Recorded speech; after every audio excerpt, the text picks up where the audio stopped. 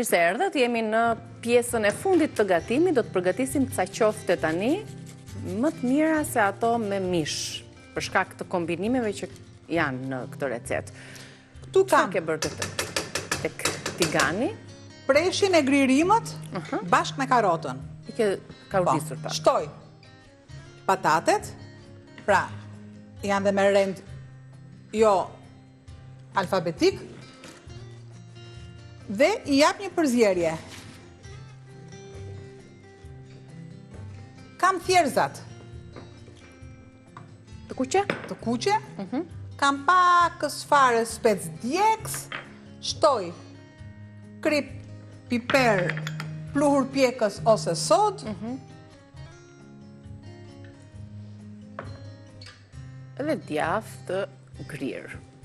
Sa të bëhet një I lë masë. paksa, derisa të vaj të bëhet, dhe, si që e them gjithmonë, kemi lidhësin mielin. Do të shtoj pakës fare,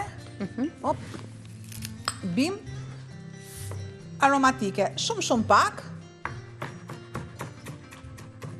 Janë shumë të ushqyeshme, shumë të shijshme, kështu që provojini dhe ju në shtëpi. I largoj. Ju duhen vetëm perime.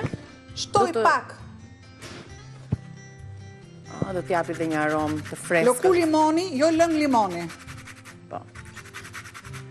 Me lëngun e hidhërojmë fare pastaj nëse shtojmë lëng. Lëkura, cipa, i reziston temperaturës. Të gjitha, andej.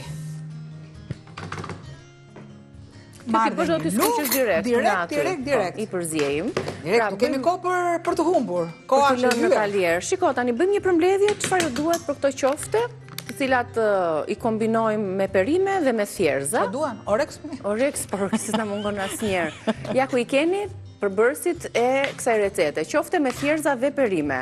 Ju duhen 200 gram thjerza të kuqe, të cilat ose i lind gjithë natën në ujë dhe të nesërmen i gatuani, pra i kulloni ujin dhe i përdorni, i grini, i bërni në formën e pures, ose u t'i zjeni paraprakisht. Një presh, një qep, një patate, një karot, 3 thelpinj hudhër, 3-4 luggjelle vaj ulliri, një grusht majdanoz i grirë, lëkura e limonit, se kemi shënuar lëngun, lëkura e limonit, mos e harroni, krip, spec djegës, pak erza të tjera kumin, për shembull, mund t'jetë, mund të shtojnë thyrime buke ose pak miell për ta lidhur masën, pluhur pjekës dhe vaj për skuqje.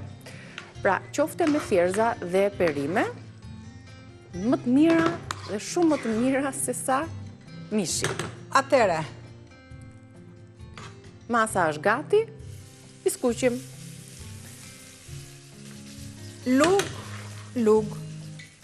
Më të shishme e kemi thënë dalin kur skuqen, por më të shëndeshme janë kur i pjekim. Kështu që t'i zgjidhni, jo të bëni 2 masa, ne po i sjellim këtë variant. Mos harroni, siç e ndoqët në fillim, preshin dhe karotën do t'i zbusni pak. Jo t'i skuqni karotën, por në tigan, me pak fare ujë dhe vaj, i zbusni. Marr pjesën sipër.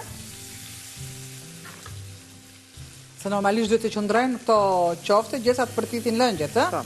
Të mpikset masa, të jetë pak më e ftohtë. Dhe ja bëhet masa e parë, ndërkohë. Më jep edhe tani koha e byrekut është fiks për ta sjell aty në tryez. Tani do t'i shikojmë të lëmë edhe pak. Faktikisht nuk është e bërë. I lëmë edhe pak të sepse fillojnë të shkëputen vet. Fillojnë të shkëputen vet. Pa lëvizur, qoftja, kur lëviz qofta ti thotë që është e bërë. Pra mua më duhet koha tamam që të skuqen. Të marrin faqen e parë, pastaj t'i kalojmë të tjerat, mund t'i shoqërojmë me ndonjë salcë nga ato që përgatisim ne, me salcë kosi, me mos përdorni majonez, mos përdorni fare kos, pak fare limon ose pak fare uthull. Normalisht vaj në ullirit, koper, mund të shoni kastravecin edhe se magnifik. Tani, një përmbledhje të shpejt të produkteve të 2 recetave të përfunduara, sa të bëhen gati dhe qoftet, kemi pas pak, sepse do të flasim për pozicionet e gabuara të gjumit, të cilat na dëmtojnë shëndetin. Si na dëmtojnë shëndetin, zgjojmë me një lodhje kronike, na dhëm pak qafa, na dhëm mesi dhe nuk ja vëm, le themi, re pozicionit të gjumit. Shpeshherë i vëm fajin edhe të shekut, por ndonjëherë dhe s'ka. Çfarë ngjyre duhet të marri që të jetë e duhura? Të kuqeren. Pra duhet të ketë këtë ngjyrën që të jetë në ngjyrën e kuqerent, ajo ngjyra që përkëdhen. Mirë, ne shkëputemi me rezën ton, Albana po i kthen dhe qoftet e tjera, shihemi pas pak, pas fleshit informativ. Ju pres.